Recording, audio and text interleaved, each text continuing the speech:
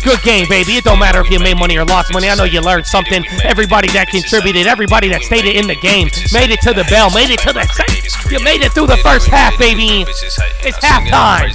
Let's go. Good game. All the members, all the non-members, all the stream alerts, all the members, baby. Let's go. I see those badges. Let's go. All the laggers, all the lurkers, all the lovers, all the non-members. Good game. How you play? Let's go. GG. Good game. GG. I see you too, Twitch. I see you too, baby. God bless all the donos. Everybody holding it down. Let's go. Let's go. All the respectfulness, all the positiveness, all the energy. Happy Friday. Happy GG week, baby. Good game. Sportsmanship. Even if you're a baby back, I got you. GG. We made it to the bell. I need me to rock. You won't see me a lot. Monday through Friday, you need me, let's talk. Wow. Wow. Wow. Wow. Chattadonia. We did it. We made it, baby. We did it. We made it. And these bitches hate it. Wow.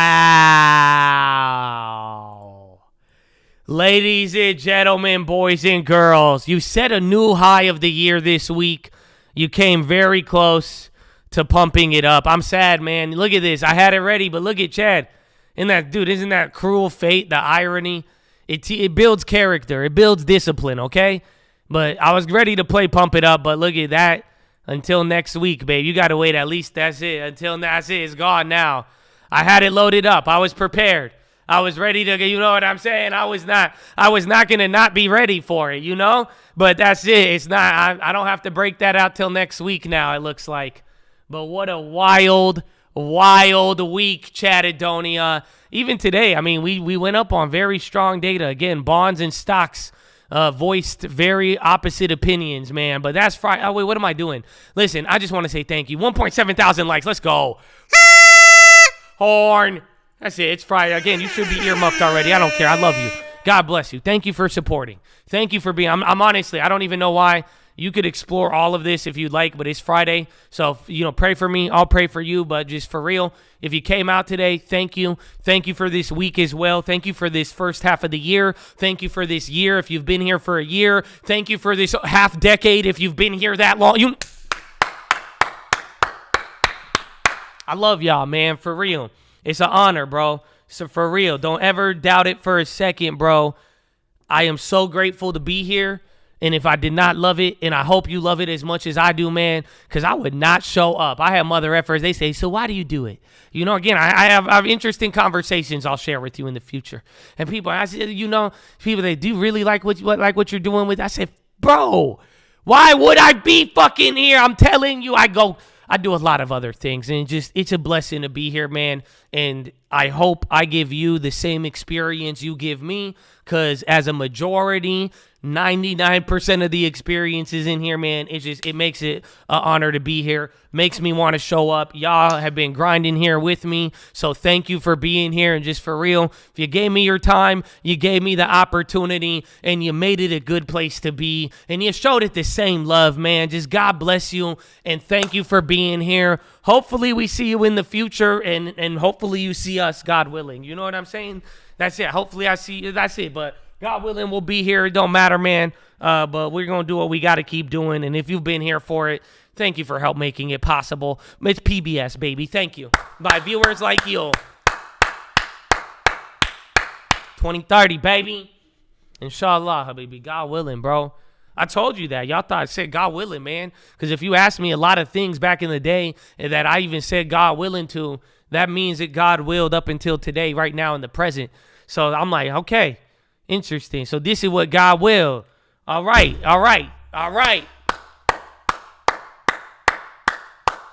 Oh, took the day off for the birthday. Got to enjoy the stream. DPST printed. Lenard too. Was it a good birthday? You get some smiles too, baby. Happy birthday. Let's go. Horna. Oh, let's go. Oh, I missed your super? It's because you didn't cover it in money, Brian? Is that why now I feel bad? Because every other one, bro. God bless you, Brian. He does it again. Let's go. Thank you, Josh. Blessing to listen every day. P.S. You missed the 7 months. I know. I'm sorry. I'm sorry. It is a blessing, though, man, for real. It's a blessing to be here, man. Horn up. Amen. Amen. Amen.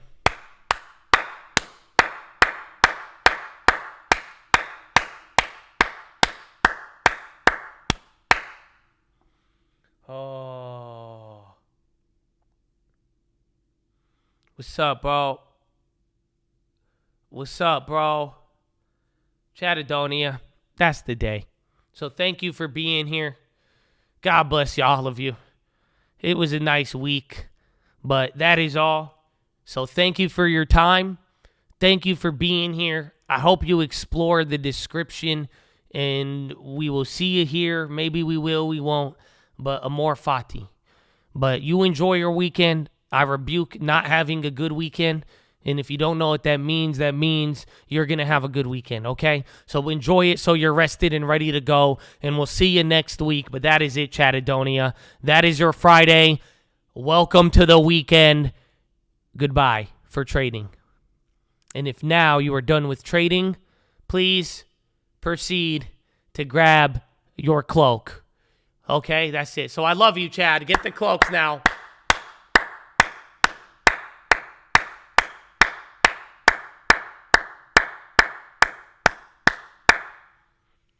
So now it is time for your cloaks. Please grab your cloaks. Please rebuke any of the heathens in the chat. I will have some uncle to try to purify any other influences. And do we need anything else? No, that's it. You could stick around even if you're a heathen. We could try to convert you. It could be violent. I don't know. We'll see. But if you'd like to stick around, we'd like to see you. But the real ones, I'll see you in a little bit. Let's see what we have here for our schedule. Oh, I kind of like this one. This is an interesting setup. But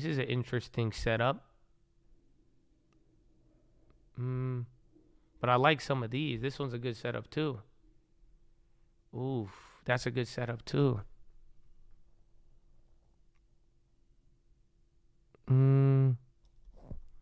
Damn, there's a couple out here. All right, we'll see. Well, then we'll get it. I missed another super chat. I need to hear the horn again. Oh my gosh, Bright. I thought it was a duplicate. You're fucking me. This is insane. Horn! Let's go. Oh, I'm so sorry, Daniel. I'm sorry. I just saw your message. I'm being serious too. Oh, I felt bad doing that. Literally, right when I was just showing love, Brian got me excited. And then the first chat I see, right when I pick up the horn, I look down, I pick up the horn, I'm like, I'm looking to put the horn, I'm looking to hit the horn, and then I'm like, and then I look up and I'm like, no, I'm already like 5, like, boop, boop, boop. It's just, oh, but I'm sorry, I love you though. All right, Chad. So I'll be right back. Get your cloaks, and let's have a good one. Keep it clean. Okay, rebuke any of the heathens. Amen. Some classics. Damn, we've been live for 7 hours and 50 minutes. I forgot. We came on early today. Amen. I just looked at the clock. It tell me how long I've been live for. It's a coat, baby. 2020. That's crazy.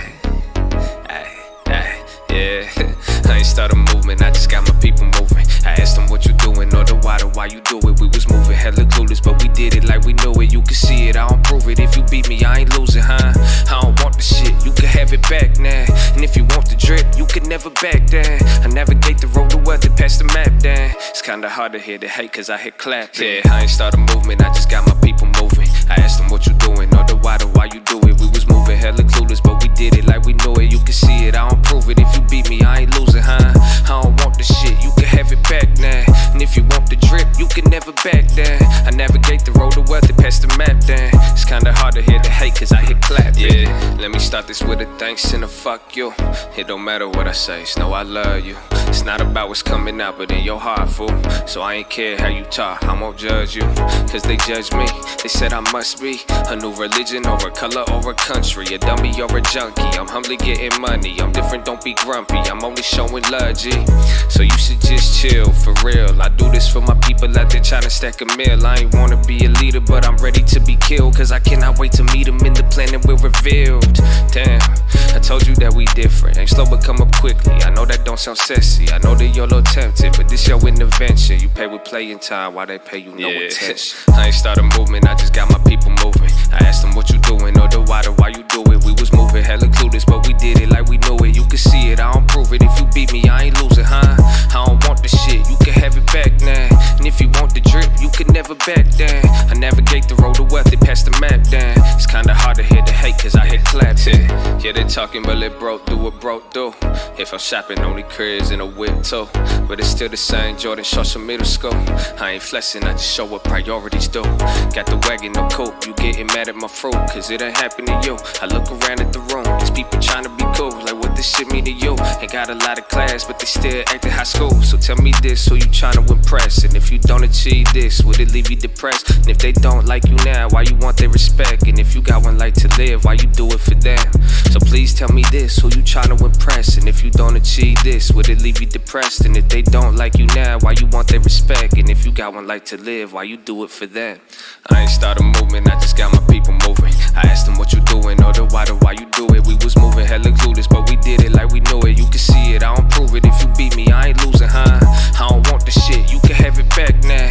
And if you want the drip, you can never back down. I navigate the road to wealth, it passed the map down. It's kinda hard to hear the hate, cause I hit clapping. It's a call, baby.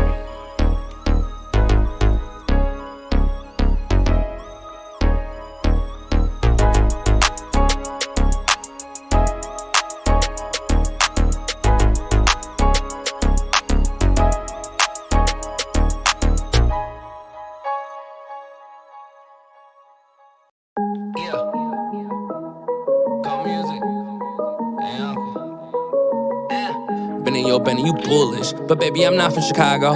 Heard me talking about Ivy and dripping in bad. They thought that I came from the hospital. No, I just came back from trading. Chest to the sun, no vacations. I'm really not trying to be flagrant when I tell you that most of my calls will be naked.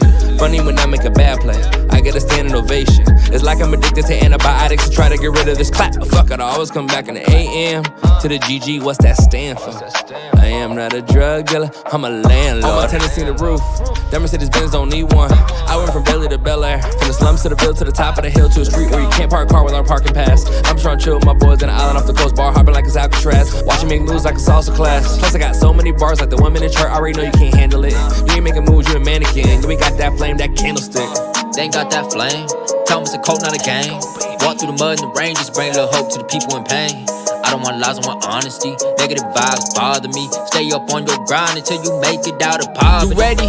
I'm ready. Let's get it, my bag on heavy. I'm zoom to the Fetty. My pockets look full, not empty. You loaded, I'm loaded. We never gon' fold, you know it. That's fast right there, go quote it. It's coke, we goated. Different level, it's level, untold. They watching, we popping like options. You know, it's real, it's really real. Like PHILO time. Cause you can't help but make a meal if your people blind. Restless, cause I've been up grinding, I just want the Lexus. Cooking up like I'm making breakfast. While I'm eating good, but you know I had to bless it. Looked inside the mirror, told my demons hit the exit. That was Benny, that was level. Fuck the demons, fuck the devil. Throw the pebble, be successful. You can't tell me code ain't special. I got rich, I made a stencil like a chair. It's really simple, the framework is intellectual. Ay, like curry on the chain, my bury in a way that I know you know the name. You ain't never seen my face, probably watch us in the game. Did it with a couple plays, let me kick a little lesson. You ain't never get a chase. What's yours, you always get. So what I'm really trying to say. Longer that you want the stock, more that it's getting safe. You ain't like the shit I say, I ain't trying to make it stay. Hey, I'm hitting plays, I'm hitting weights. Your portfolio all day, mine's filled with mostly grace. Apple, Amazon, and Facebook. You probably know the names, you probably thought that you should wait, then went and bought a course to trade. Benny, get some clothes and buy the clothes this shit. Clap them if they talking on some hopeless shit. Cause I've been there and going back. I told y'all that I'm focusing. I know they getting mad. The news is fast while it's motivated. Let's go, and a shout out to the vets. Hit the pledge, then we sending in the jets. Don't be shy, you could send a pray request. And the list got everything you missed. Love y'all, baby. It's a cup. 2020. But talk to me in 2030. You know what it is, baby. Cold music, 2020. We coming. Watch out. On the radar. Tell them I just want the Lexus. We out here making moves, baby. Let's go.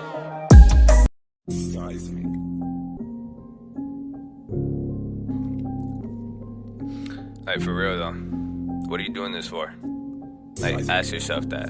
Hey, Fly J, turn this shit up. It took a while to get here. Told the dad to take care. You could ask my mama, been hustling since daycare. So I had a lot of time to get me all these haters. Talking God in every song because he showed me favor.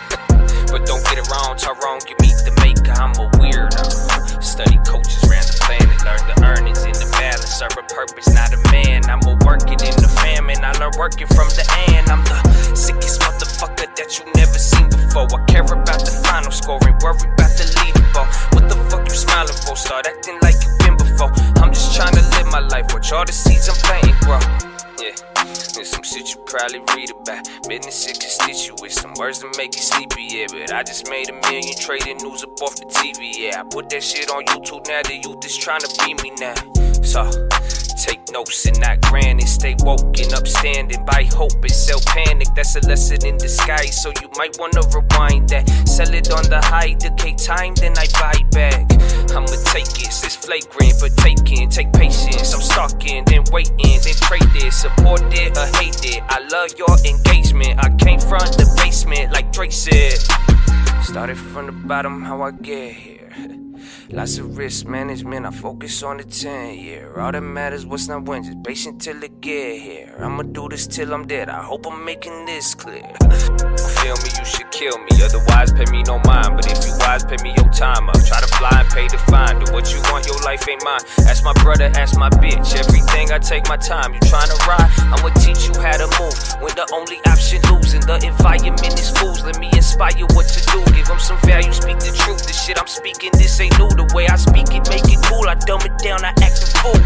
I'ma kick this lesson in this one, encompass all of it. You only get one life to live. You blow it, then you dumb as shit. Money, you start coming in. Make sure you pay the government. Just learn the game, do what they say to teach you how to duck that shit.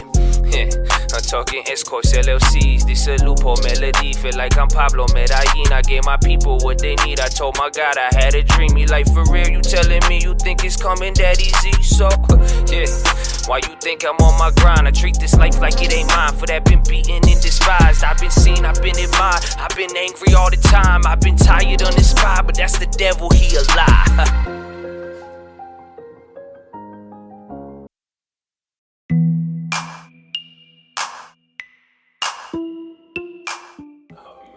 I said it's fucking play that motherfucker. Up in a foreign, rapping about, that should get boring. Looking around, things more important before it go down. I'm gonna short it, mama ain't proud. I ain't a lawyer, but I tell her I got a coat, need me a castle. I want a moat, financials are fragile. Watch it real close, the technicals lagging. That shit a joke, this shit a fact. I'm not trying to boast, I got me a straddle, played on both. I always watch candles, come get the smoke, yeah.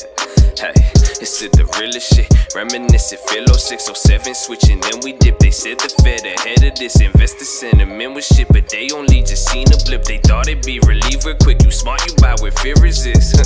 I'm breaking it down and I'm kicking the facts. I love when they laugh when I say it'll crash. Just give me a minute, I'll take you to class. Like 2014, saw oil's first dip. Cheap energy made China and emerging markets rip. But oil had to dip cause Russia's really on some shit. They paved the way to take Ukraine and said they gonna annex it. Like whoa, that was the first sanction. $100 barrels down to 80 started tanking. But as it got cheaper, more producers started cranking. Output kept raising, lower futures kept on trading. Same time China bubble raising. We should've known it's trailing. But nobody was caring. How could that affect us? Buy the dips effective. If money was the medicine and healing wrote prescriptions. But let's go back to Shanghai. Let's talk them central bank guys. The market's down 60, so they had to move swiftly. Devalued in a day more than they have in a whole quarter century. But nobody thought that's fishy. Okay, 3 years, currency, even even weaker. EM growth, even bleaker. Where it goes, they don't know, but need a leader. LTR, not talking leaders. Long-term rates is what I mean. Invert the curve and set the theater. Once it turns, they'll be believers. They see near. I saw for meters, now it's here. So now they hear it, and I don't need it. Y'all don't feel me.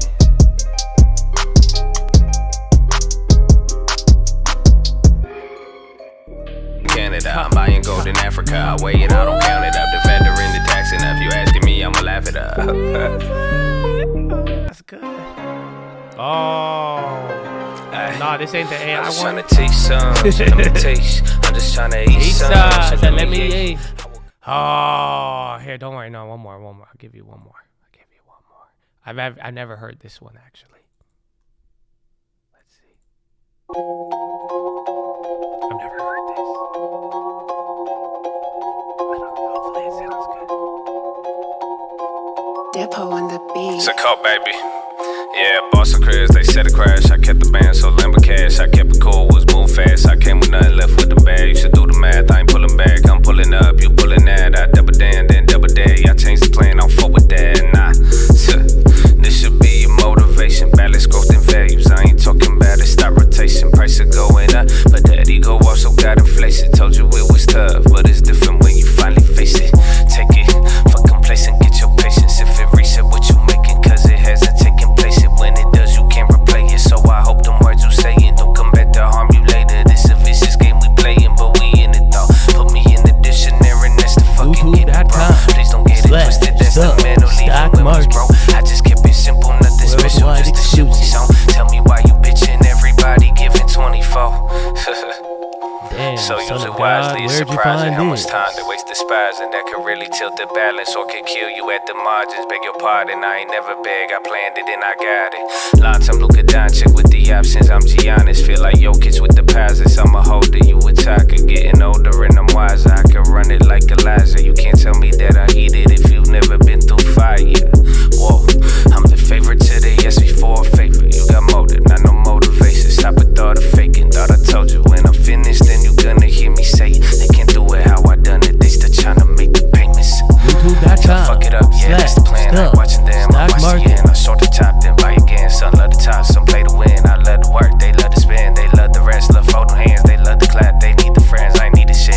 Been with nothing, I ain't fearing it. You ain't need the love when you in love with it. Made $1 million bucks, I gave all of it. Y'all play the kid, I ain't faking shit. I claim the shit, I called that. I made the grip. It fall off, but I can slip if I stop now. I'm still even rich. YouTube.com/the-stock-market. Damn, son. Cause they said it crashed. I kept the band, so Lambo cash. I kept it cool, with move fast. I came with nothing left with the bag. You should do the math. How does it sound though? It sound good? Don't tell Uncle I showed you that. But if it sounds good, I can get you that in like a week or two. You know, it's crazy. I'm just saying, if I don't know if you, it's up to you, bro. I said if it sound, I don't know. I haven't. That was the first time I heard it there, but. He's still, he's asleep. He's been tired. He's been sleeping. I got some stuff for you, though. That's it. Or email me like an artwork.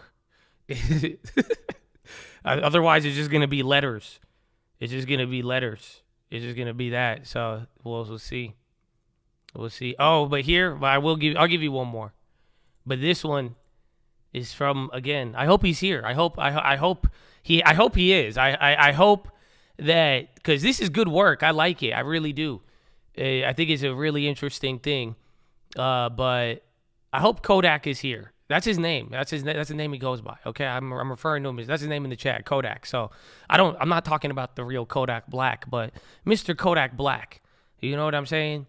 You know, he made another one. He remixed another one. I was like, wow.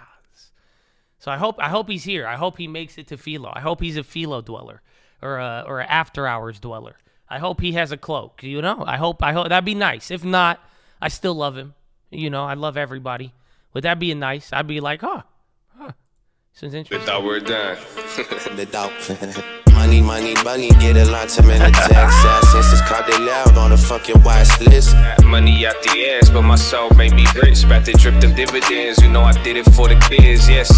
Yep, I'm a motherfucking trip. I'm a trip to Japan to watch the motherfucking game. 105 could get you one, but that's dependent what you pay. If we talking about the bonds, then this really ain't fair. The mentor's gonna say, damn, the host gonna copy the damn thing. Boy, I bet you that either bounce like a bad spray.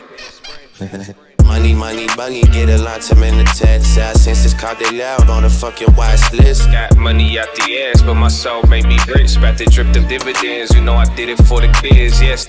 I don't trade lies, gotta just play time in, not time in. Long term is like the bomb. Boom, young pal, yeah, that's what my people call me. 50,000 for the boom, just try to keep the bullshit off me. Drink a lot of PHILO, why you think I feel awesome? I talk a lot of shit, so snowflakes think I'm shit talking. Teach off the dome, each week by your home. I drive slow, keep tools like Jerome. Fuck you, you ain't know the shit they low. Cause it's fucking up the fetch it, cause someone gon' raise the target. You should see the budget since somebody took the office. Bailouts nowadays make 2008 like a bargain. Cancel this, cancel that, cancel all the charges. I just want my fucking money, I can keep bargaining. I don't even love money. I love that bitch, so just know you didn't just miss. Stay in the comments. Longtermchair.com, bitch, lagging. Keep a little heavy with D if you trading them options. Ballin' that long term, know I got some patience. The haters still come right, know I created, still creating.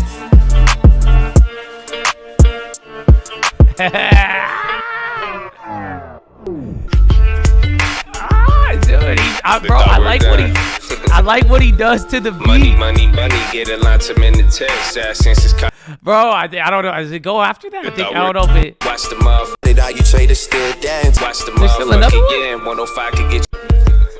Money, money, money, get a lot to men to text. Since it's caught it out on the fucking Watchlist. Got money out the ass, but my soul made me grace. About to drip them dividends, you know I did it for the clears, yes. Yep, I'm a motherfucking trip. I'm a trip to Japan to watch the motherfucking yen. 105 could get you one, but that's dependent what you pay. Yeah, it sounds like you got on beat. That's all right. I thought it needed playing in the dog. It was crazy. That's crazy though. I was like, wow. I like the producing. It's like I like the AI. Like I think the AI is like unique and cool, but like low key, bro. I like what you're doing to the just the beats and the mix and like you're just fucking with it, bro. And I like it. I like how you're mashing it up. I don't know if he's here for it. I don't even know if he's here to hear that, but it's like, ooh. Like I like what he even did to the beast mode beat. I was like, ooh. Okay. I like it. But Chatadonia. There you go. You get a little uncle. That's it. You get a little uncle. You get a little jobs data. You get a little all times, yearly high. You get a little bond movement. You get a little Tesla. You get a little everything out there. I get a little 3M. You get a nice week. You'll get a little Powell later. How you feel, Chad? Hey, you want a little Biden too? I give you a little Biden. What's up, motherfucker? From sign that shit. Catch me in the Oval Office. Tell him what's up. Nah, sir. Nah. Don't get me started, bro. Okay, come on. Don't make me. You know what I'm saying? It's a Friday, bro. Before I get started, how about that? Before I get started, before we get crazy here, bro. What's up, man? What's up? You made it. We did it. We made it. It's one thing to make it through the damn week, as always. But, dog, it's halftime. But fuck it. That's what sucks about this. I told you that's the funny part about the stock market and referencing it with, like, the sports and athletics because, motherfucker, it's halftime, but you don't hit a break. You just go, it's the same fucking, you keep going. And it's ever and it repeats. Oh, it's every day and over and over and over and over. You know what I'm saying? It goes crazy. So that's it, because like at the end of the year, you end the season, it's like, woo, we're ending, and then you begin it. And then you're like, wow, halfway through the year, then you start. That's it. The whistle blow. It's like, they go, for halftime, that's the halftime sequence. And then they go, go, play ball, motherfucker, go. So you made it to the halfway through of 2023. Some of you, you made it past many halftimes. You like, Josh, how many halftimes is there? It's been fucking, I have a peach badge. You mean halftimes? I think that's about 9 peaches or 9 halves. I'm confused, Josh. How many? This is a weird game we're playing, man. This is another season? How many seasons is this? What kind of, is this the MLB? Why you got to play 182 games? Do we have more than 182? That's fucked up. It's just fucked. So you made it, man. Oh, Brian, I'm still here, baby. Brian, I love you. Brian, I love you. And you know what, Brian? In the spirit of Friday and having fun, and I love you so much, I hope you never go to a strip club, Brian. Okay? And there's nothing else I would associate you with the strip club with, but I'm just saying that, man, this guy just throwing it. I just never go. That would be like, bro, God bless you, Brian. Again. He said, I'm still here, mother. I'm like, okay. He's like, I'm still here, mother. That's very random. Well, I'm just saying, that's a joke towards my guy throwing mad donos, bro. That's a joke towards throwing mad donos, okay? Little PG-13. I think PG-13 would still qualify. Is, not totally R-rated. Okay, I think it's nasty because I'm about to ask what's going to happen this weekend, and I know one random Chad is going to pop up in the Twitch and be like, I'm going to the strip club for steak. And I'm like, God damn it. But, it's like Mr. Rogers' Neighborhood. I see him when I walk by. I wave, I smile. I'm like, oh, man, there's steak in the strip club guy, as always, on our Friday. Well, welcome. Never I'm married. Look at that, babe. That's it. That's a lucky lady then. You know why? Because I'm sure you treat her like a queen, bro. That's it. I'm sure. Amen. That's it, Brian. You got to start doing, you do, right? You could invest in certain things for your lady that retain value, okay? That's all I'm saying. That's it. So she don't think you getting her gifts, but just get her shit that retains value. There's certain things, even artwork. Get her into art. That's it, Brian. That's the next level. I'll tell you that, man. God bless you. Amen. But, bro, so yeah, welcome to Mr. Rogers' Neighborhood and all the other things. But anyways, with all the rants aside, with all what we've been throughout the years, as well as this week, what we're gonna get into, halftime, all that good stuff. Chatadonia, what's the plan for the weekend? What's up, man? What's the plan?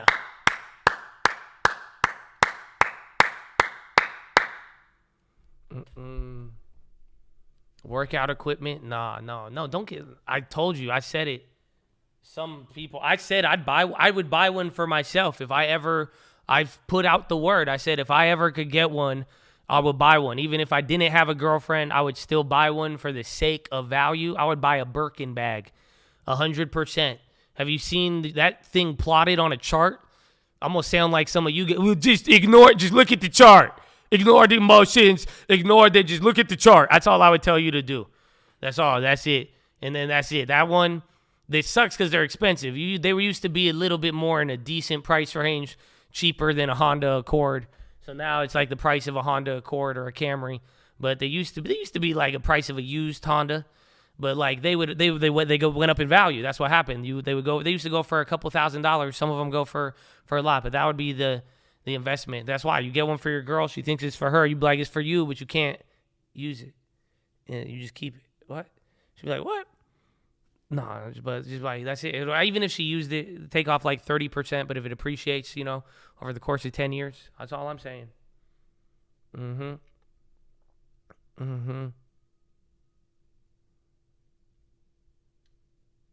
My wife wants to go. What is that? What's that a reference to?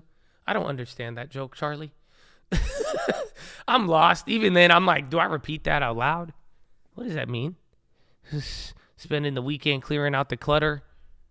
Gym, real estate, helping the fam clean out. Nick Bowen, her was good. Lots of working out, lots of water, lots of reading. Oh, estate sales. Oh, I feel you, though. No, estate sales are popping, though.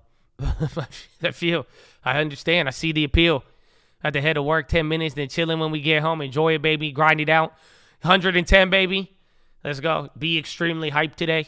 Try to get a coworker to ask if you're on drugs. There, take notes. That's it. Be like, hi, how are you today? They're like, why are you so happy? I'm like, it's Friday. They're like, what's wrong with you? What's wrong with you? Have you thought about drinking water? Why do you have such low energy? What's wrong with, maybe you have diabetes? What? Wait, why? Because you said I went to the bathroom. What? Oh, yeah, uh-huh. Never know. But yeah, amen, man. Have fun, enjoy it. Run it up, baby. It's Friday scene here. It's Friday. The Friday OG. Watching the slump, Jay. And may your trowels be smooth. May your trowels be smooth. What's that? Pouring concrete under the coop so rats don't get in and clap the chicken coop. You got a chicken coop? Laker Jay with the chicken coop. What? You pouring concrete too? You gonna carve some initials? You know that's it.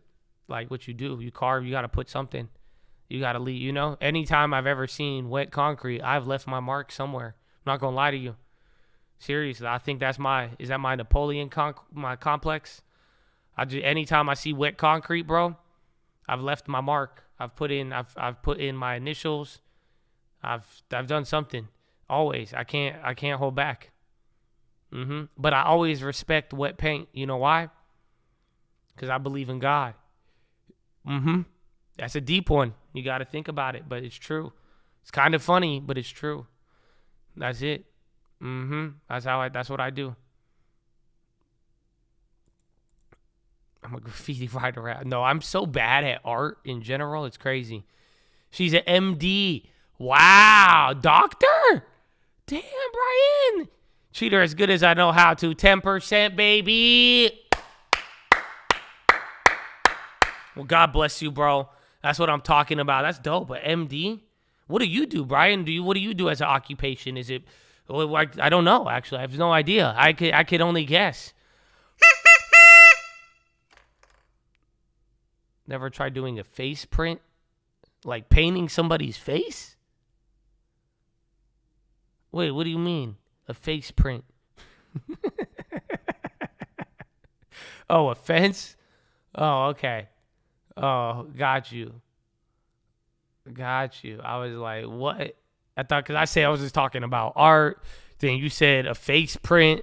I'm like, no, man, I never try to paint somebody's face. Hey, I never tried, actually. Now that I think about it, that's something I never pursued.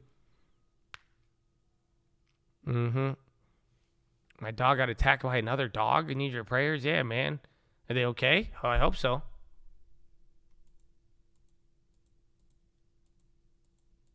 Put this channel to document and share content for day-to-day for Uber or DoorDash. Oh, dude, do it. I watched that. I've watched all of those, actually. I love those. So, hell yeah. Get them on there. Get them on TikTok, too. Even the YouTube shorts. You're watering my new sod and pressure washing the driveway. You know what I had to explain to my foreign girlfriend? She was like, why does everybody in California wash their concrete? Because that's something they don't do in Europe, I guess. But she noticed, because like every time we would drive, like everywhere we go, from like here to LA to even San Francisco, anywhere we'd be driving and we pull up around a corner, a residential neighborhood, and there's just somebody pressure washing their driveway. And she's like, why do they water their concrete? Why do they do this all the time? I said, that's a funny way to put it. But I said, I don't know. Actually, I think people just like to clean their driveway. Because my driveway gets pretty messy. You're not allowed. I don't even think you're allowed to in there. You're a diesel mechanic and day trader. I work for myself. Whoa. Diesel mechanic. It's very specific. Listen, you could answer these questions. I'm not.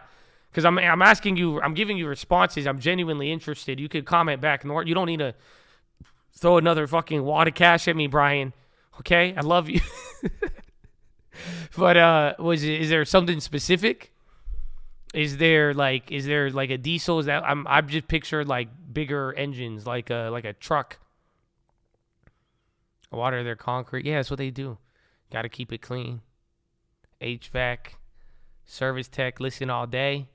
Is that fence print face? Are we still? Because I'm bouncing between the chats now. About to lay out by the pool, get rid of this farmer's tan. I feel you. I lost my sunburn from a couple days ago. Shut the shop for a 3-day weekend, cleaning up around. It's not a 3-day weekend, though. So did you take 2 3-day weekends, or you were like, I forgot to close last Monday? So what we going to do is we going to extend memorial. We going to show extra memorials today on this next Monday. So many side hustles. Everything is digital. Yeah, but like, you know what I will tell you? It just all depends on like the level, but the market's always moving in many ways, and just don't ever underestimate. It's like the more things get digital, there's always going to be an avenue to like do things in a face-to-face and local manner that you could always just run up. Don't ever forget that.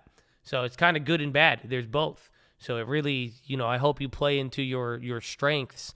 But it's both. It's the most prosperous fucking world the world has seen. You know that, right? Prosperous generation of all time right now. All-time high. People like, oh my God, the stock market is all there. Bro, the world is all-time highs right now. You know that? We're killing it. The whole world collectively. There's a lot of problems. I'm not saying there's not a lot of problems, but I'm just, as far as just like the wealth and the time of prosperity, opportunity, longevity, health, population. We're all-time highs. Right? Dude, it's just going up, man. You know what I'm saying? Going up, going up, man. That's it. Graham, he's been in the Twitch chat. Then he's been working the new job, too. He said, we're going to see. He heard y'all talking to solar commissions. He said, fuck that. I'm going to give me a 20 grand commission. What are you saying, Josh? Hold on. The side hustle. He got ahead of it. Yeah, so it's a lot, man. But we got a lot.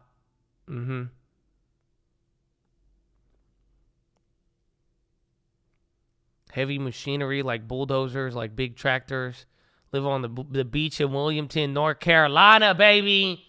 North Carolina, come on and raise it. I saw every time. I love. That's what I'm talking about. I had the right idea, kind of.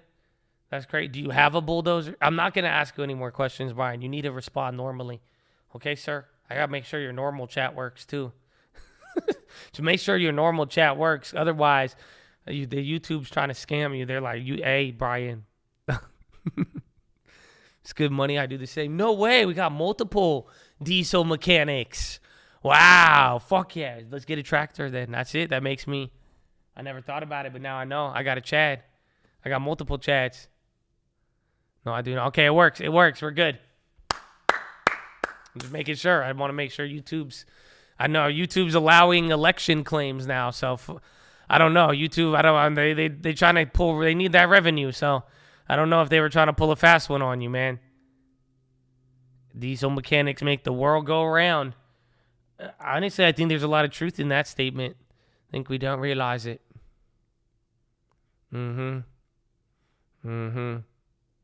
It's all love, Brian. You could have hedged your MPW positions with your Chads. What if he doesn't?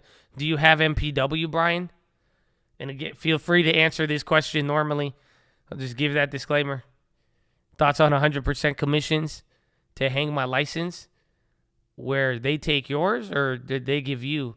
That's why like EXP is a good split. There's some fees, but honestly, I've heard good things from the cult. I've heard good things.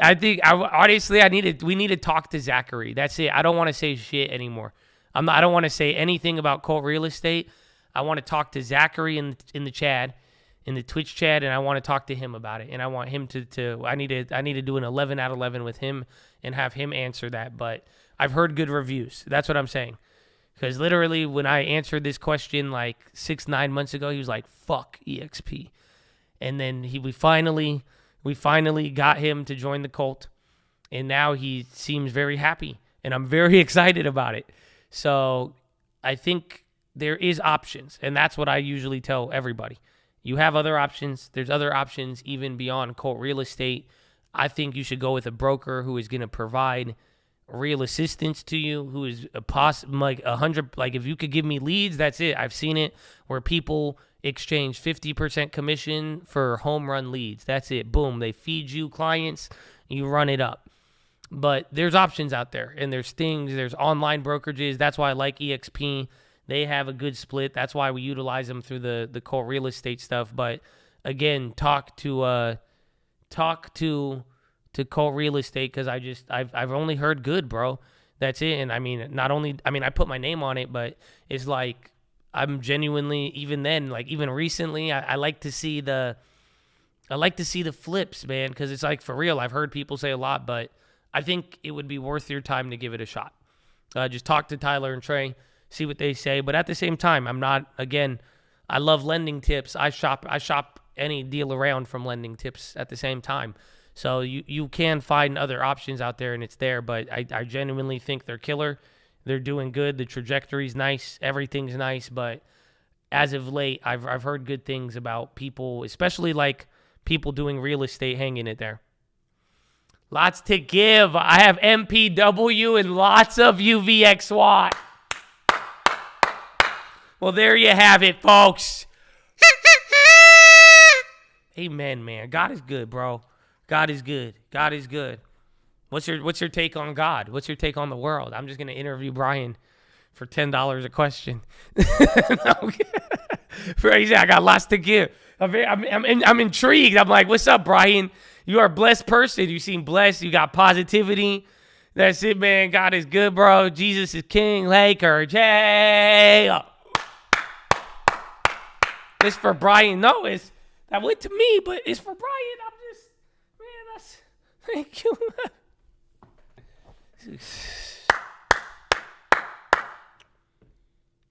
I want to be like Brian when I grow up. Hey, man, you seem chill, bro. Brian living good. It's okay. And Brian, don't feel, it's okay too, Brian. Don't let us put like the pressure on you. We don't want to like give you the pressure. Say, you living good, man. No pressure on anything either. That's okay, man. That's it. Because that's it. They're like, man, because you guys, we saying this really because it does sound good. Wilmington on the beach, doing what he loves, working for himself. MD, wife, he's living life. That's it. He just communicates in $20 bills. So I don't know. Normal chat works too. I don't know, man. We'll see. Thank you for the positivity. Thank you for the love, man. I don't know. He's just shooting me with money, man. It's just giving it back. Cooking some steak with the stream still on. Oof. Steak sound good. I wasn't thinking about a steak till you said it. That's like when the chat says something about sushi. But now I brought it up this time, so I'm safe. Because it was on my own accord. I feel like that's how sushi is. There's a new Spider-Man?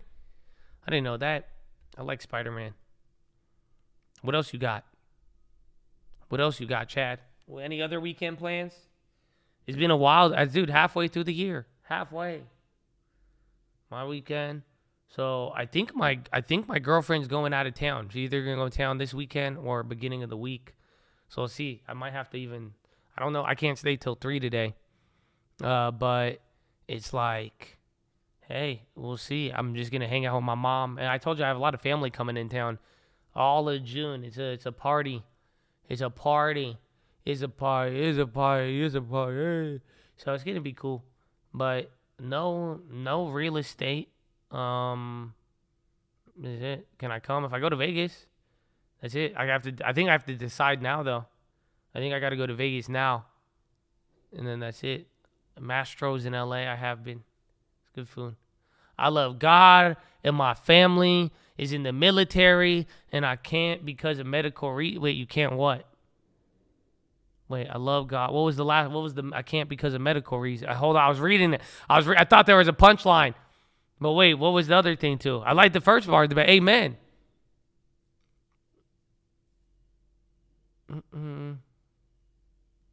Chill in Boston. Honestly, I've never been to Boston, and I've always wanted to go to Boston. Boston seems like the most interesting place ever because it's so much history, culture. There's like a lot of people, but then it's just so random, I feel like Boston. And anybody I've met from Boston has been relatively chill. If I just show up, you won't let me sleep on the streets, would you? I wouldn't. But I wouldn't get in contact with you. That's the thing. I'm just saying. I'm la la la la la la la la la la la la la. So I'm just saying, unless you find my house and you on the door, that's it. That's why. Boom. So I'm just saying. Unfortunately, I I go into my hole and hide.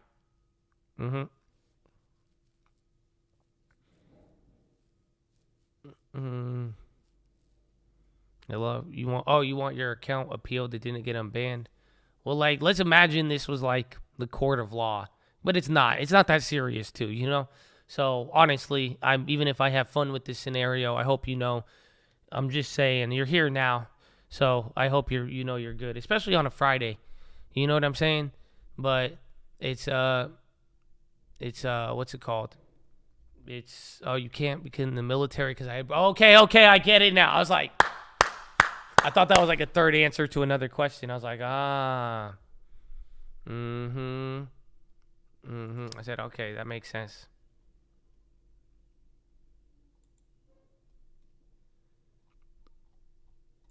But yeah. But I don't know what I was saying before that. Have you ever had anyone stalk you or knock on your door then?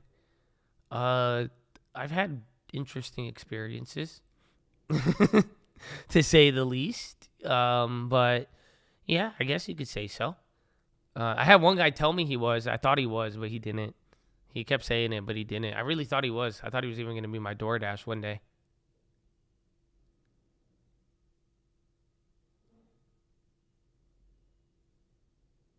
What's the YouTube chat? I have no idea. I haven't even looked. I see the chat. I feel like it's just the Twitch chat. I don't even, the Twitch chat is its own area. And it's waiting. It's waiting for its moment. The beauty is the Twitch chat is always there. It's ready for backup. You know that. It's our backup system. It's ready to, he's ready to go. He's ready to go. They're holding it down, just shit talking the economy in there. So don't worry, they're keeping the engine running. It's always the backup system is ready to go. You know what I'm saying? It's crazy. I understand why you're so low key. I mean, honestly, the low key thing is just it has its good and bad, and it's really not that serious. But like I said, like even in dealing with it, and then it's just different people. Like that's the crazy part. Like it's not just like one person. Like I've had multiple different experiences with people. And it's just like what I said, like, especially as I've learned even more, is like the ultimate stalker, as I found out like more and like we're coming to the resolution there. I've just like, wow, like you really don't know what people go through. And like everybody, like there's different things, bro, different things and different triggers for people. But it's like, you just never know. So that's it, because it doesn't even matter if you're like low key or not, is what I'm saying. Like, just certain things, and I guess it's the nature of myself as well. Again, some topics we discussed, it's one, the stock market, and it's fueled, and it's money fueled, and that's one element. But then again, like, don't ever underestimate the danger of wielding the G word.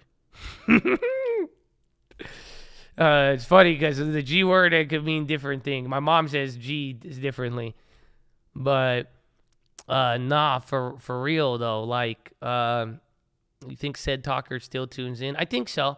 And even then, I really hope they know I love them, man.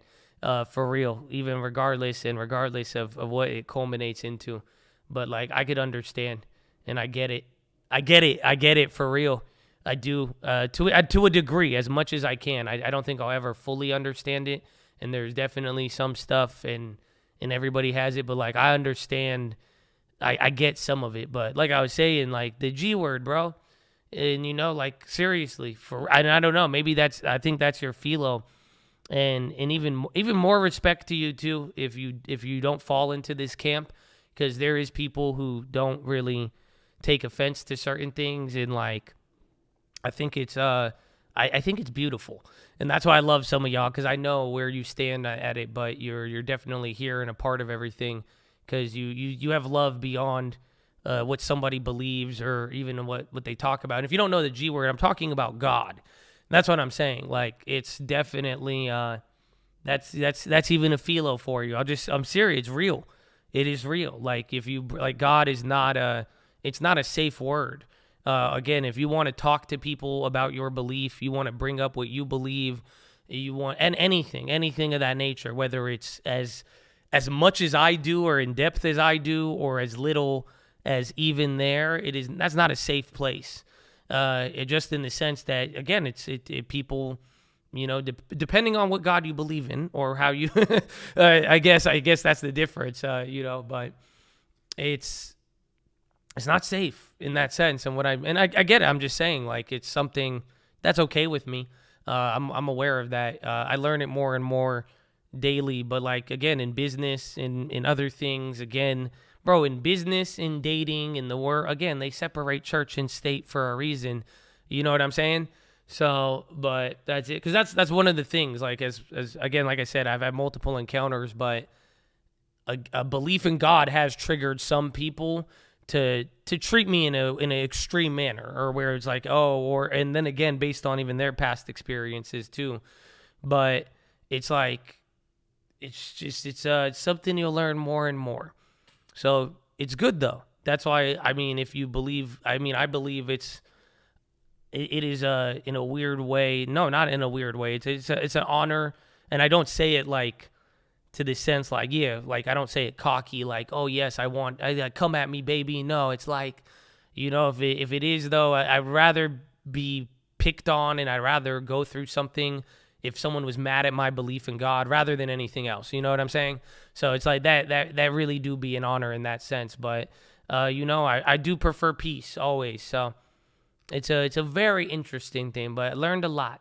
Otherwise, though, it's chill. But the moral of this story, Daniel, if you show up, I guess I'll give you a place to stay. But, I don't know if you're just going to show up, but we'll see. It's been enough time, though. Honestly, I think we're getting close, Daniel. It's been because it's been 6 months. Now that I think about it, because like you were asking me 6 months ago, right? Like 6 to 8 months ago, Daniel was asking me to come out, right? That sounds correct. And 6 to 8 months ago, it was still like him asking for like a solid year and a half. So I think you're almost at like 2 years now of maybe at least 1.5. Okay, maybe at 2 years. Okay, you just fucked yourself. So at 1.5. Okay, 2 years then. So maybe end of the year, maybe December, New Year's, you're looking good. I think I could definitely, at this point, I think I'd have to. I think honestly, it'd be rude of me not to invite you. You've been here for 3 years, but you've only been like consistently like you asking, and like you've been knocking on the door, asking yourself. That's what I'm saying. Like 2 years, I'm like, all right, I could get behind 2 years. I'm like, shit, man, I got you.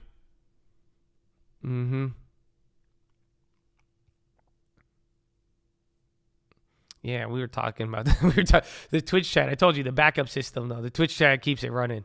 They're another breed. I love it. Just they keep it running, just shit talking the economy, just make sure our system's running smooth. That's it. There will be enough counter just in case if YouTube went down, everybody came here. You know what I'm saying? Like everything's running, it's smooth. You got a system. You guys would balance it out. It'd be great. It would be great. I'm so happy this channel found you, man.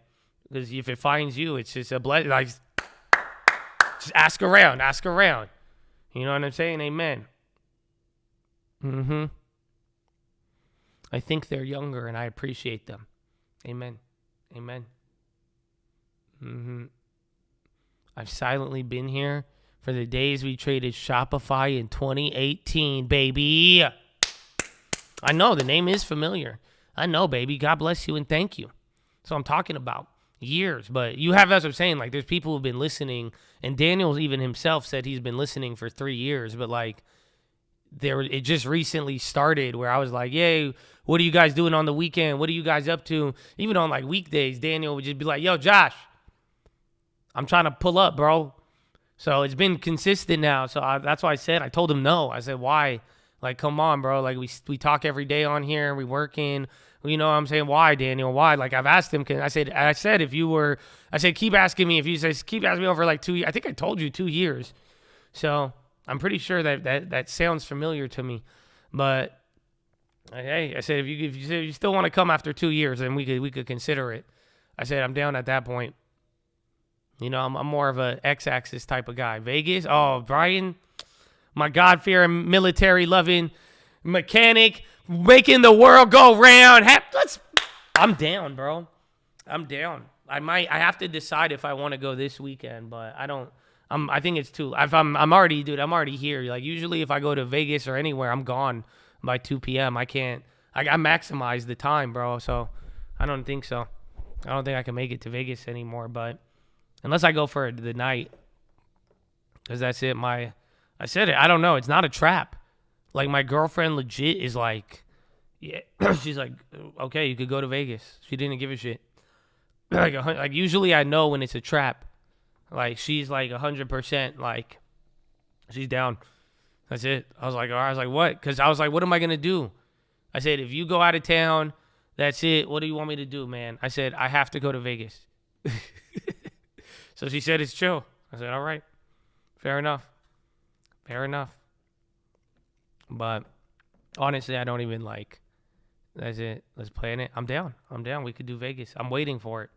Well, but actually, like I looked into even a Vegas trip for everybody, but Vegas is ratchet. That's why I haven't been I have a weird relationship with Vegas. I talk about it, and you hear me talk about it, and I'm like, oh, I want to go to Vegas. And then right when I get there, I'm like, oh, I fucking hate Vegas. And I'm like, I want to leave. And then after one, I'm like, I hate it. And then right when I'm like, I'm never going back. I don't want to go back. And then like roughly like a quarter later, I'm like, oh, I kind of, and then I'm like, oh, I kind of, that could be fun. Oh, I kind of, all right, yeah, but I hate it. Dude, I'm telling, but like, I had a good thing. I had a hookup there to do a meetup there. I had a really, really good hookup.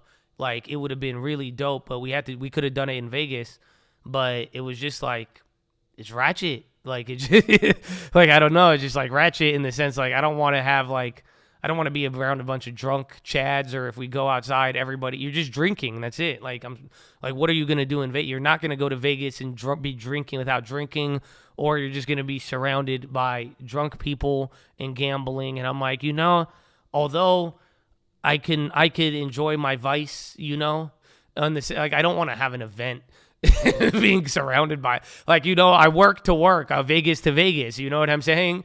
Like, that's it. That's all I'm saying. I work to work, I'll Vegas to Vegas, you know what I'm saying? Like, that's it. But, yeah. So, I don't know. But I want to go, and I don't want to go to Vegas. But this time, I haven't been back in a very long time. My name, yeah. Bro, you can email me. Bro, you could have sent me a letter at this point. Bro, you're wild, bro. I mean, we'll see. We'll see. I mean, but that's the thing. If I do it quickly. I do it spontaneously and quickly. That's it. So it has to be this weekend or bust, or whenever. If she doesn't leave this weekend, we'll see.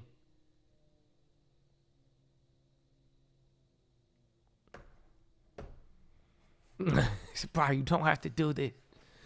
Let's get down to business to defeat the Huns. I want to go to Miami, bro.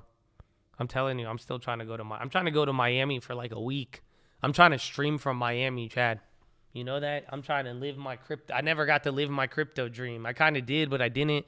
Like, I got the Lambo, I did all the other shit. Like, I got to buy the crypto, or you know what I'm saying? But I never got to hit up my, you know what I'm saying? I went to Miami for a day, but like, I am trying to hit up Miami, or maybe like, is there a calmer place in Florida? Like in between, maybe Fort Lauderdale or something? I'll be disappointed. Why would I be disappointed? Hunter. I saw your latest drop. I never got to go there. Pensacola. Sounds like it tastes good, but I've never been there. I feel like that's a remake. Pensacola. Oh, yo, actually, speaking of Pensacola, that reminds me, bro, you know what my girl do? She orders Coca-Cola with lemon. And she orders a lemon with her Coke at restaurants and puts the lemon in the Coke. And she says everybody does that in Europe, and I thought it was weird. And I was like, damn, that's fire. It's good. It's really good. You should try it one time if you're an American who has never got to try it. Great real estate. Pensacola. Root beer and lime. Wow. I kind of want to try that. That's so European. Yeah, I didn't know that. Best thing for stomach? Are you sure? Is this the ginger ale, huh? Pensacola. That's crazy. Wow, so you know, but yeah, I've never Pensacola. Florida. Oh, I follow Cult Real Estate members back on IG. Yeah, I try to. Hit me up with it, bro. What you got for me? Make sure I know it's you. And again, make sure y'all don't get fake accounts. But I got a backlog, dog. I got a backlog. We haven't. What's the Instagram? That's the blessing and the curse of the private thing is that I use the thing even less, but then it stops the imposters. But then it's like, and then I don't want to talk about it. My brother, Josh. What's up, baby? They do that all the time. Coke and lemon. It's good. It's good. It lets you mix and match sodas and syrup. Oh, the freestyle machine, dog. I want one in my house. But then, dude, that's like a bad, like, listen, kids, you know, like, one, stay away from mushrooms. I stand by that 1,000% all day, every day. Just watch out if you've never smoked or developed a nicotine addiction. Don't develop it if you've came this far in your adult life. Okay? But then, what's the third thing? I was going to give you the third thing. Oh, yeah. Number 3, bro. If you have gone this far without drinking soda, do not drink soda. Do not develop the soda addiction. Because, like, bro, I used to not like soda. Like, I didn't drink soda for a very long time. And then all of a sudden, bro, like, I ordered a soda one day. And then I started drinking, like, a soda. And then I don't know where I started drinking soda again. But I keep drinking soda. And it's so bad. Like, so don't. So for real. I like energy drink. I like them. I like the 0-calorie ones. But I like them, bro. I like coffee too. Coffee is just good. But nah.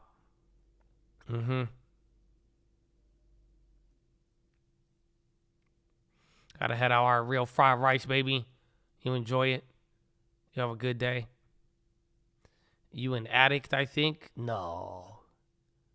What gave it? Was it the sitting in front of a 1-minute chart for 7 hours a day every single day? Was that what gave it away? What was it? Was it I don't know what it could have been that gave it away. Wow. No way. Yeah, man. You know, that's why you got to stay active, stay working. You know, first step is admitting. First step is admitting, sir. First step, I'm better off than some right now. But hey, it's a personal journey. 1 minute try, man. Gotta do what you gotta do. But nah, just stay away from soda if you can. If you've gone this far, stay away from the soda. That's it. I don't know. Like, no, soda's good though. I like it now. I hate that I like it. You know what I'm saying? I hate that I like it. It's really bad. I like the IG. All right, I'll find it then, man. That's what's up. That's weird. What's good, baby? Let's go. Deals. Water's earth juice.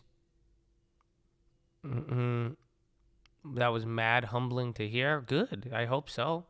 I mean, that's I always that's how I've always said it. I've gone through a lot of different things too, man. I've had my time in life.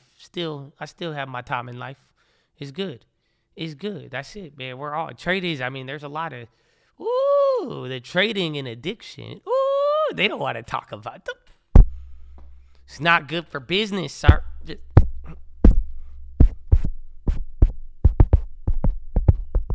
It's crazy. It's a vicious game we playing. You know, that's what he said. That's what Uncle said. your age, taste buds change, certain things hit harder. I just love soda, bro. So it's bad. But it's bad now. But that's like something recent out of nowhere. Like it just, I don't know what it is. Just run everything up till you don't enjoy it anymore. Yeah, but you still, there's some things though, like I could keep enjoying soda, but I already know where this is leading. Like you could, even then, bro, like I told you, bro, I was a little like, I was big, bro. I was just unhealthy. Like the weight was one thing, but like I was just an unhealthy individual. I had zero discretion about what I would put in my body. Even now I'm bad at it when it comes to food, but like everything. I was down with everything, dog. And you know what I'm saying? And I was eating and I was enjoying food. Even then I think maybe that's where the soda started. Now that I think about it, I think that's the early signs, because even then. But, and then when I would drive, then the killer was the driving. I would do a lot of driving and I would stop at the gas station and I wouldn't leave that gas station without like 1,700 calories in snacks that I didn't realize. Like, you know what I'm saying? I would have literally sour straws, the Airheads, the Rips. I would go get me a drink with like 240 calories. I get a Slim Jim, and I'll take all that. I'll take all that back and then I would drive, and then on the way back I'll stop at. I'd do the same. That, bro. Oh shit, that added up. And then I'll eat whatever I wanted. You know, you make a little money too. You like, I turned into Jamie Dimon, but with the lobster tail. And then, bro, it was bad. It was bad, bro. All the while, I did all this with a jewel in my hand. And even so I get it. I'm telling you, I don't even know. Maybe there were some moles involved. I don't know. Can't confirm or deny, but I'm just saying though, like it was just anything. I was very non-discretionary, to say the least, and I did not even whoop. So it was just very unhealthy, and it was just that's it. Then it got out of hand. So now it's just I don't even know, man. Back then I didn't. It just felt. That's why I say it's weird. I'm older, and like I can't eat Takis the same way, but I feel way healthier. Like I feel much more alive. Like woo. Like, you know, I could run, like I could do something every single day. Y'all don't feel me. That's why I love it. And they're like, they're like, Josh, you fucking, give me your Adderall, give me your cocaine. Oh yeah, fuck you. Go do drugs and do something every single day for a year. Fuck you, do it. You can't do it. No way, bro. Are you kidding me? That's it. I could give me some Adderall, bro. After month number 4, 5, 6, bro. I'm sleeping till 12 p.m. Fuck you, I'm tired. You think it works like that? You never saw the Limitless movie, you fucking asshole? Stop it. That's why. So that's my word to just water and working out and just stay clean for a little bit, bro. You'll be good, man. You'll be good.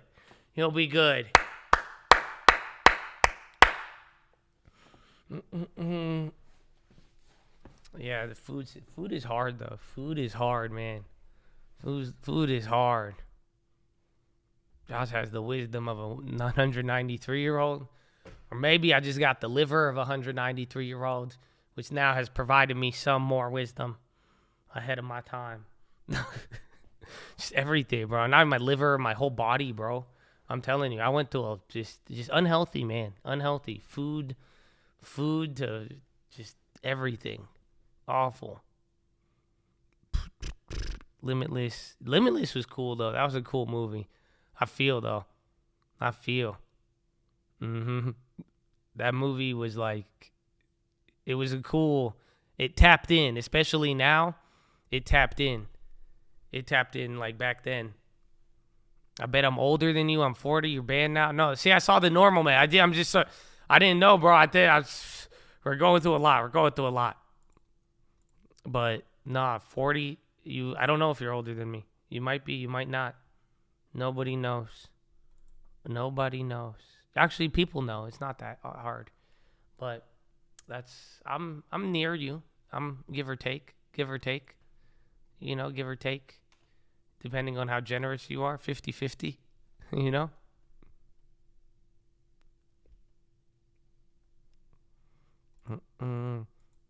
You're the GOAT, Christian. God bless you.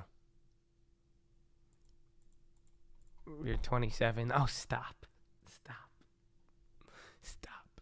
I hate that game now. That's it. I'm old enough where I stopped playing that game. That's it. It doesn't even fucking matter. I'm so old, everything now. That's it. People don't even, I'm like, hey man, I drive this car. Cool, you boomer. Oh, fuck. 10 years ago, they're like, you liar. You fucking, I hate you. Like, okay, fuck you. All right, whatever. That's it, man. Now I'm old. I plus say, hey, guess how old I am? Thinking they're going to say compliment me.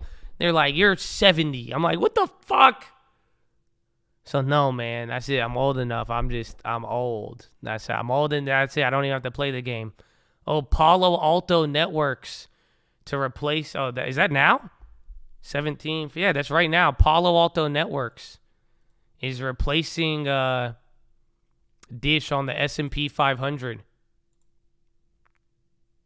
Wow, good for you, cybersecurity. That's going to be big. Honeywell had a pop. 5% is big. It might go more, though. I don't know.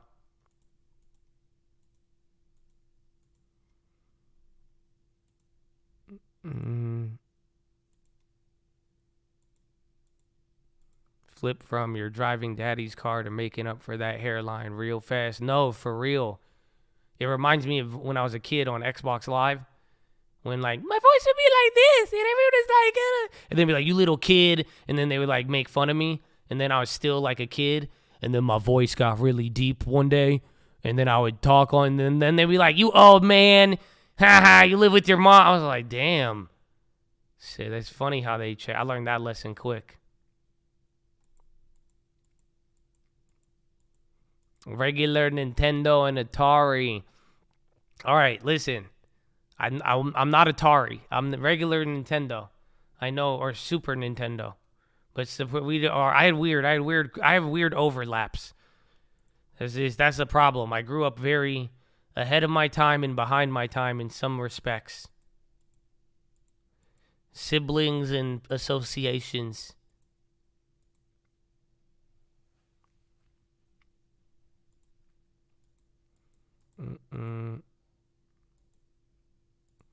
N64, yeah, we had some N64. My favorite though was Xbox 360. That was like my goal. That was it. After Xbox 360, gaming didn't hit the same for me. Like Xbox after like Xbox One, fuck the Xbox One. It was still cool, and then you got like after Xbox 360, that was it. Xbox 360 was this. Like, that red ring of death was so dumb, but that was like, that was it, bro. That was the era. That was the era. That was it. That I'm so thankful that I grew up playing in that era. I'm glad of what I had. It's so priceless, and I love it, and I'm thankful I didn't have to grow up in this age with any of it. I'm glad I didn't go up before. That's it. I love it. I'd love it, man. That's it. That's my peak of gaming. And that was it. And that was, so good, bro. So good, you know? So good. See, that's why it's a pretty wide range. Some of you could relate to that, but even then, the age ranges you say are still very wide. That's why it's very interesting. But it's crazy. Yeah, Halo 3 was the last of it, I think. Maybe Halo 4. But after, Xbox One, I got an Xbox One years after it came out. And it was I think it was just so I wanted to stream it. That was my only excuse for it. But Xbox 360, I made one of my first ever live streams on Xbox 360. I'm telling you, back in the day, like one of the way OG live streams. I live streamed trading stocks while playing Call of Duty back in 2014 or some shit.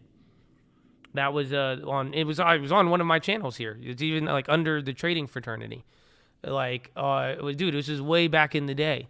That's how, and I got all the optic dudes. That's why all optic, Nade Shot, Then the big timer, he even got into trading, like really like full blown. Yeah, bro, this was like, and that was Xbox 360, I'm pretty sure. I was still on. So I was even trading and like, I think I was even still in college. I think I was ending it around then. Oh, I think I was already wrapped up with it. But it was still Xbox 360 era. It's crazy. The election live stream, they probably took it down. And then they're going to let you rehab it. Mm-hmm.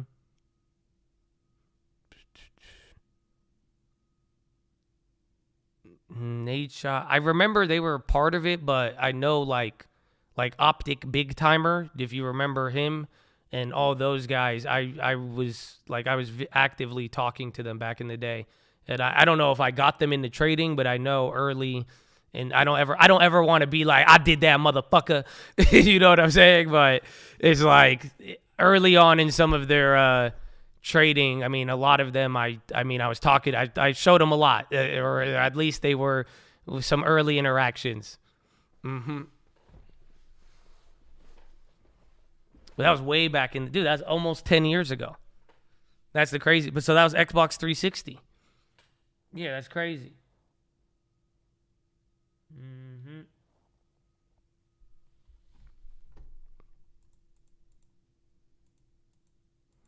I went to college for political science and philosophy. Mm-hmm. And then ended up working with money. Are you fucking kidding me?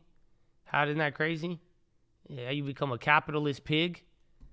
I study morality and politics, and I fucking walk away like, yo, you hear about the S&P 500? The compound interest, yeah, it's all rigged to go up forever. And all the rich people own this shit. And they'll literally give you money for free. It's 0%. It's the same thing. Yeah. Isn't that crazy? Fucked up. It does kind of make sense, but then not really, like, I don't know. Then again, my sister got like super education, and she's like, how dare you? She's highly educated, dog. I'm just saying. And she, you know, she was in there. She was even in medical, I guess. And she's so I don't know, man. It's crazy. Mm-hmm. Went to school for English. You know why I laugh? I'm not laughing at that because I heard a comedian one day. What's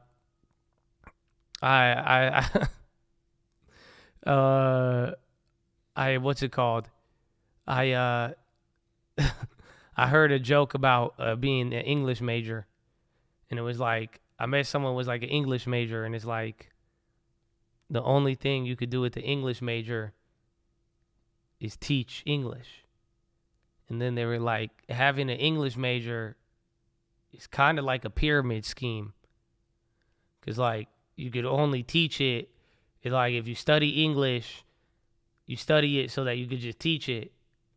It's just a pyramid scheme, becoming an English major. So I was like, damn. Kind of makes sense. Mm-hmm.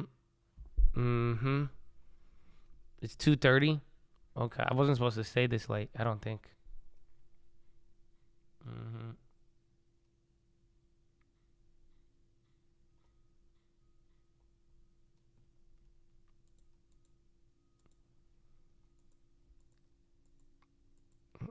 Nobody in FaZe learned from you. I highly respect 100 Thieves. That's the thing, though. I mean, I've had very interesting experiences. I've exposed a lot of people to a lot of stuff. We have a lot of inception stories in the cult. It's crazy, actually. I think it's a blessing.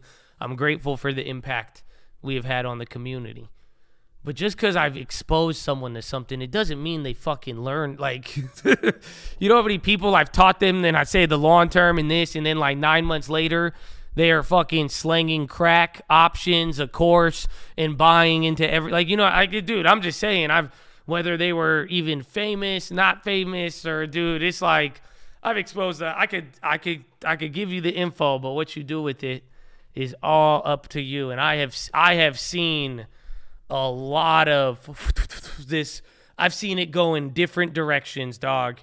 I'm telling you, I'm the what I could track it back to is wild, bro. And it's wild. It's wild. So, I'm like I said, I think it's an honor to have whatever impact I could have. That was my goal when I set out. I wanted to have an impact, and I hope I leave it with people. But it does sometimes, like, it's not my first impression I have with people is not always is not where they end up with it, or we end up very different from what it first was. You'd be surprised. It's the same way. Some of you come here one way, and by now you're probably different. And that's what I'm saying. It's it's wild. It's a crazy where are we living?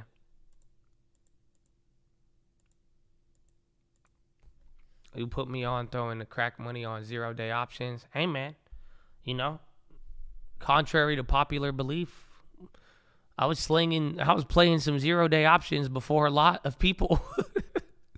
We were waiting until Friday to play 0-day options, bro. That was just bad. So it's like there's some things, and I don't know. I hope you didn't gain too much of an addiction, but we wanted to expose people to a lot of different things, and I think we have over the years.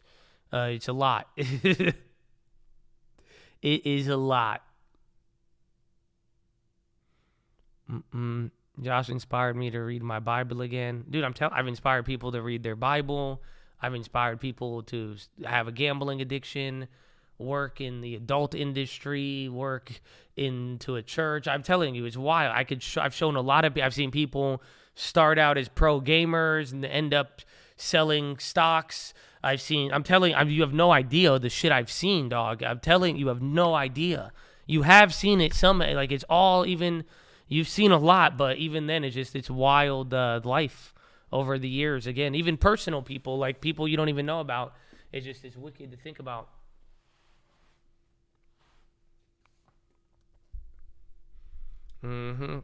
It's wild. So, may you be guided in the right direction, and may destiny take you to the highest of your potential. Because I know there will be a lot of success, and I've seen it in very areas, and I've been surprised too. But that's why I say, man, let's go buy me a house, bro. Just show me some love. Maybe one day we'll see, God willing. We got a lot of time, and you'll even be surprised where you end up. Because maybe even you're standing now surprised where you are if you asked yourself a couple years ago. So it's that, and that's why it's wild. But that's life. I mean, come on. You know what I'm saying? That's life though. How many people in your life do you know where it's like, damn, like how many people in your high school can you be like, damn, I did not think that was going to happen. And then college and then everything. And then it's like, bro, you got, that's how life is. It's a crazy game. So learn it, understand it, bro. Learn it early. Oh, man. So, Chattadonia, I hope you're feeling good. I hope you're feeling blessed. But I think that's it, man. I think that's it. It's 2:30. It's 2:30. It's Friday. I hope you guys go. Enjoy it. Have I disclosed the new car? I haven't. How long? I haven't sold it yet, though. I'm being lazy, but I haven't driven it that much either. But yeah, I haven't told you the car yet. That's good, though. I'm telling you, that's how many weeks has it been? I like this, bro. Time moves so weird with this whole, it's been 6 months. Feels like a month, day, minute, 2 months, 2 weeks. It's been 3 years since COVID. What? It hasn't been a month. Fuck me. If it hasn't been a month. Has it been a month? I think it's been a month. Yeah. Yeah, so anyways. We'll see. Just enjoy it. Enjoy the mystery. I mean, it's been how many years since you've seen my face? Just enjoy the mystery, bro. Enjoy the mystery. Well, one day everything will be revealed. You know that, right? So amen. Amen. Amen. Amen. So, Chatadonia, please enjoy your weekend. Honestly, I expect nothing less. That's the minimum I will accept. I rebuke anybody else. I rebuke not having a good weekend. For real, make the most of it. Please be safe, man, okay? Even over the weekend. I hope I see you all Monday. And just be wise with your time and your decisions, okay? For real. Especially, there's only 700? You're right now. You made it this far. Just be wise, man, okay? Stay out of trouble. Okay, that's it. Don't dance with the devil. You know that. That's the thing. Don't ever fall for it. That's the trick with the devil. Because he always trying to just don't dance with the devil, okay? But be wise. But enjoy yourself. And be smart, okay? And enjoy life in every capacity. Have a great weekend. Thank you, as always, for being here. Chad, you know I love you. I'm going to see you on the weekend, too. And then on Monday. But that is it. Go enjoy the weekend. And do not forget why we are here. Why we keep going, why we in the game, why halftime we excited, ready to go too, baby, and why that faith, hope, and love ain't ever going out of style, baby. Why? Finger to the sky, baby. To God be the glory, and through the grace of God alone. Amen. Amen.